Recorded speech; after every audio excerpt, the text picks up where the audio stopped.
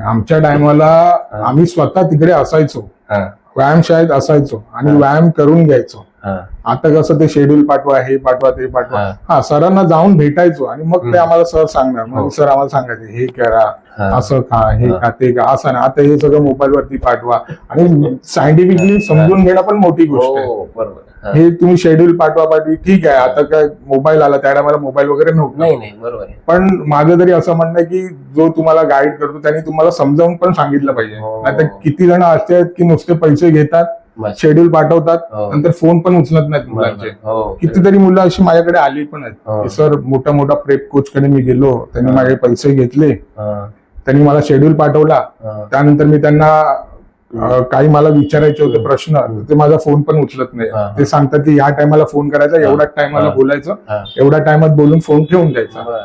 म्हणजे तुम्ही जर पैसे घेता समोरच्याकडे तर त्याला तेवढं प्रॉपर गाईड पण करा ना. हो. आणि जास्ती तुम्ही पैसे कमवायचे करत असाल तर ठीक आहे, पैसे कमवायचं तुमचं हक्क आहे, हा. पण समोरच्याला तेवढा वेळ पण द्या. हो. तर तुम्ही त्याच्याकडनं पैसे घेता हम्म. तर तेवढा वेळ पण त्याच्यासाठी तुम्ही काढला पाहिजे. हो, हो.